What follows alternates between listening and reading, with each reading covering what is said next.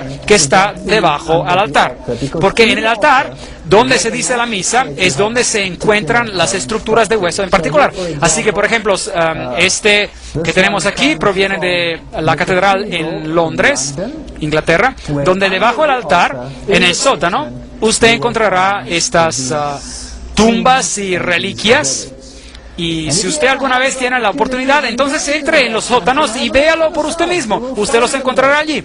No hay ni una iglesia católica romana o una iglesia anglicana o alguna de las iglesias paganizadas donde usted no encontrará estos huesos.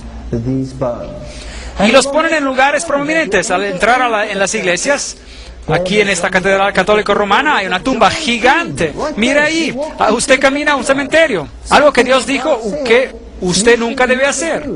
Aquí está una catedral interesante que yo encontré en Alemania. A propósito, ella tiene el símbolo del sol, Dios Sol ahí. Allí está el altar. Ya sea en el altar o directamente debajo del altar habrá una tumba. Ahora, normalmente usted no lo ve desde adentro de la iglesia. Usted tiene que buscar por afuera de la iglesia, buscar por otra entrada o una entrada lateral en alguna parte. Pero en esta catedral en particular, la entrada estaba adentro de la iglesia, la que conduce al sótano donde usted puede ir, y debajo del altar, y claro, allí tiene que haber una tumba, o de otra manera usted no podría decir la misa, porque es la veneración de los muertos. Y yo bajé allí y usé mi cámara a través del lugar solo para mostrarles que allí está la tumba. Y el altar está allí, encima de la tumba. Ese es culto de los muertos.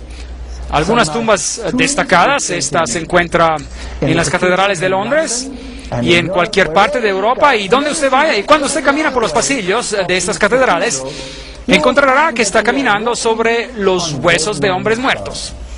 Pero todos estos lugares, por todos estos lugares, y este es John Gent, y él se murió en el 13 de agosto del 1767, y usted encontrará otros allí. Ahora, en ese sistema, el dios de los muertos era el dios Seb en el sistema egipcio, y después él se volvió en Saturno, el dios Saturno. Y el símbolo de Saturno era la calavera, que tiene dos huesos cruzados, que también es, por supuesto, el símbolo que usan los piratas, y ese es el símbolo del Dios de los muertos.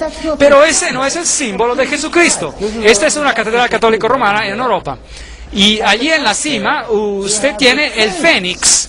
Ese es el símbolo de Lucifer. Él no es un símbolo de Jesucristo. Y ahí usted tiene a Anubis. Ellos no lo esconden, ni siquiera. Anubis, el dios de los muertos, el dios de los egipcios muertos. Así que elija usted, ¿estamos sirviendo al dios de los muertos o estamos sirviendo al dios de los vivos? Solo podemos servir a uno o al otro. Ahora, ¿qué hay sobre el catolicismo en general? El Papa entre nosotros. La beatificación del padre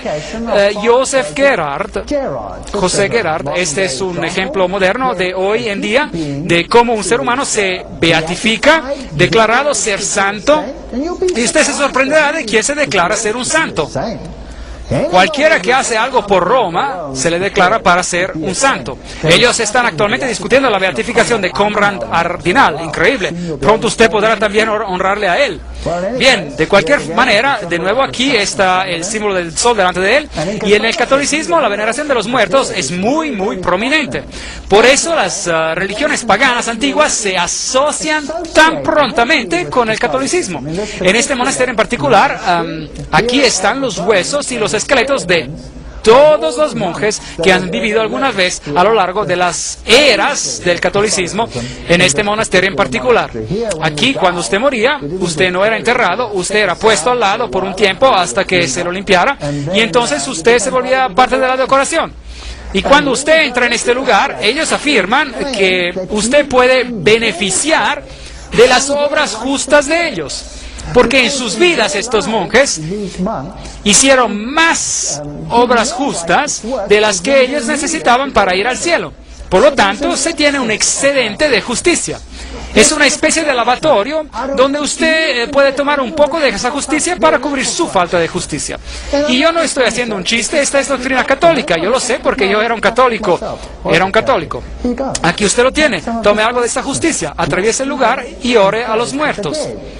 Aquí están todos los huesos y los cráneos parados allí en Ger Capuchi, en Roma. Bien, este es un artículo que dice, trayendo a los antepasados a misa, donde los sacerdotes declaran que están cansados de ser la oveja negra de la familia clerical y quieren que los rituales africanos sean incluidos en sus servicios.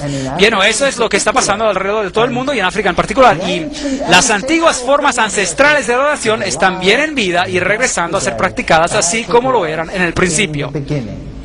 Así que usted puede orar a estos santos, usted puede pedirles a ellos que hagan meditación para usted y también puede pedir prestado del excedente de justicia de ellos para completar la suya. Y Jesucristo, que es el único mediador y salvador del hombre, está siendo marginalizado. Usted nunca habla directamente con él. Usted tiene que tener una dieta especial por medio de los huesos de todos estos hombres muertos para poder llegar a él. Ahora, cuando usted va al Islam, es exactamente la misma religión. El Islam es también la veneración de los muertos. Y es exactamente igual que el catolicismo en este sentido. Y es por eso que detrás de las escenas no hay ningún problema entre las religiones. Esta es la famosa mezquita Ul-Hayat en Siria, la mezquita más antigua. Y a propósito, esta es la mezquita que el Papa escogió para pedir su disculpa por todos los hechos que pasaron en el pasado en el nombre de la religión. Y yo estuve enfrente de esta mezquita y yo quedé asombrado al ver lo que hacían allí.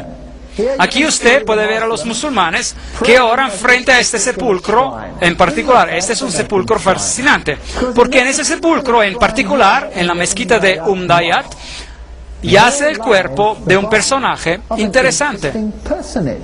Y de hecho, no es el cuerpo entero, sino simplemente es la cabeza de esa persona en particular que está en alguna parte de allí enterrada bajo uno de estos pilares.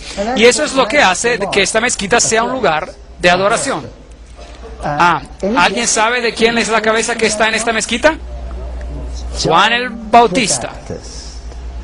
Ahora, usted podría asombrarse al oír de que Juan el Bautista, que es venerado por los cristianos,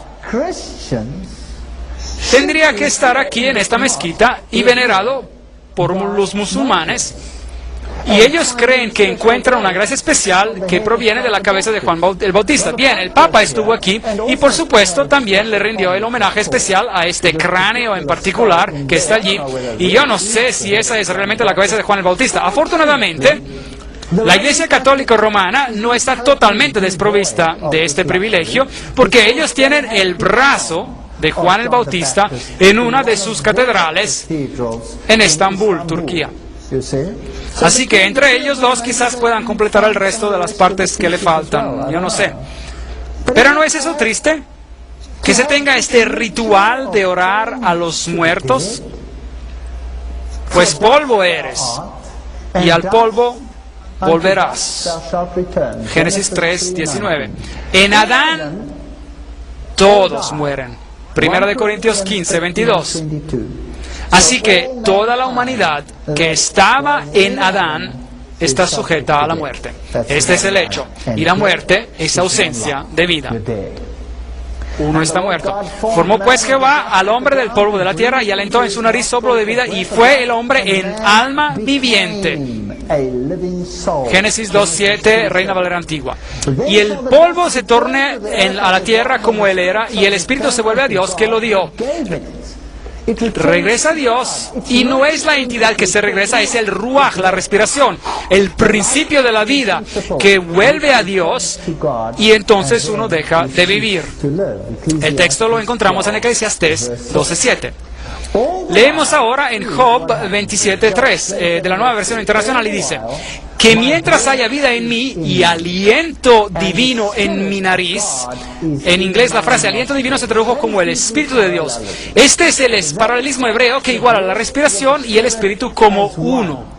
En otras palabras, él está diciendo, esta es la situación y esta es la situación. Repitiendo el concepto en otras palabras, el paralelismo hebreo, como nosotros también hemos visto en la concordancia, identifica este elemento dador de vida, el espíritu, con la respiración, con el elemento dador de vida por parte de Dios. Mientras haya vida en mí. Este es el principio que da la vida. El hecho de que yo respiro significa que yo estoy vivo. Y el aliento divino en mi nariz, o espíritu divino en inglés, este aliento aliento que está en mi nariz y es por eso que yo estoy vivo. Y si Dios quitara este aliento fuera de mí, este elemento dador de vida, ¿qué me sucedería? Es la muerte. Yo muero. Escuchen esto. Ezequiel 18:4 dice, el alma, el nefesh en hebreo, el alma que peque, esa morirá. Así que las personas dicen, bueno, yo muero, pero mi alma permanece viva. No. El alma es la entidad que está viva. Y esa es el cuerpo más el ruaj, más el espíritu. Y cuando yo muero en el pecado, yo muero. El alma, el nefesh, la entidad viviente, muere, deja de existir. Así que el alma no es una entidad separada que va y se sienta en la nube de la dicha y toca el arpa. Y yo siempre pensé que eso iba a ser terriblemente aburrido, que un día cuando uno se muere se sienta sobre una nube y toca el arpa. Y cuando yo estuve durante algún tiempo completamente fuera de la iglesia y pasé por un periodo de ateísmo y luego volví a la iglesia nuevamente, estos asuntos en aquel entonces siempre me fascinaron. En la versión King James de la Biblia en inglés se usa la palabra alma 1600 veces, pero ni una sola vez se usa el término el alma inmortal. No existe, no hay ninguna cosa tal. Solo Dios es inmortal. La Biblia declara que la muerte es un sueño unas 53 veces. Claro que usted está dormido cuando usted ha muerto en Cristo, porque Cristo es el Dios de los vivos. Así que cuando usted muere, la Biblia dice que si usted está en Cristo es como si solamente estuviera dormido. Dios lo despertará al último día. El hombre, en cambio, veamos a ver qué pasa cuando uno muere. El hombre, en cambio, muere y pierde su fuerza, exhala el último suspiro, el ruaj, el aliento, y deja de existir. Job 14:10. Nueva versión internacional. El hombre expira. ¿Y dónde está? Es el mismo texto, pero en la Biblia de las Américas. Y el hombre expira. ¿Y dónde está? Usted allí encuentra la palabra suspiro en la traducción anterior, que se traduce como expirar. La traducción de este versículo es muy buena, así que sea cuidadoso con la versión de la Biblia que usted escoja. La palabra expirar allí es exhalar su último aliento, ¿correcto? Él exhala su último aliento, así que su aliento se va de él, el elemento dador de vida se va de él. En hebreo, la palabra morir es kavá, quiere decir morir, exhalar, el suspiro, muerto, perecer, expirar, estar a punto de morir. Eso es lo que significa. ¿Y cuánto tiempo esa persona permanecerá en ese estado? Job 14:12. Mientras exista el cielo, no despertará ni se levantará de su sueño. Esa es la enseñanza de la Biblia. Cuando uno muere, es parecido a un estado de sueño. ¿Por cuánto tiempo? Hasta que los cielos dejen de existir. Y a propósito, ¿cuándo sucederá eso? La Biblia dice que cuando Cristo vuelva, los cielos se enrollarán como un pergamino. Así que al regreso de Cristo, hay un despertar de este sueño. Así que usted muere, usted no sabe nada, usted duerme hasta el día de la resurrección. No despertará ni se levantará de su sueño.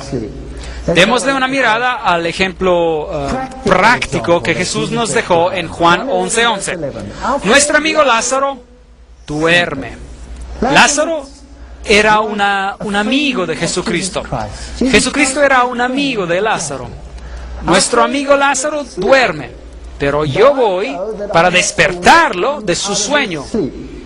Ahora los discípulos pensaron, él se refiere a Lázaro que está enfermo y que ahora está durmiendo. Señor, si duerme sanará. Jesús decía esto de la muerte de Lázaro, pero Jesús lo llamó un sueño. Pero ellos pensaron que hablaba del reposar del sueño. Entonces Jesús les dijo claramente, Lázaro ha muerto. Ven, Lázaro está muerto. Para Cristo, ¿qué es? ¿Lázaro qué es? Está dormido, porque Cristo es el Dios de los vivos, no es el Dios de los muertos. Así que allí él se encontraba dormido. ¿Y qué hay con respecto a Abraham? Para Cristo, ¿cómo está Abraham? Durmiendo. Así que de eso se trata. Así que Lázaro estaba muerto, pero para Cristo estaba solo dormido. Dios no se olvida de los muertos, ellos están en Cristo. Él los tiene en su disco duro, por así decir. Él tiene el registro completo de tu persona como usted era, y cuando Él dice restaurar, perfecto, usted estará exactamente como usted era, y aún mejor. Jesús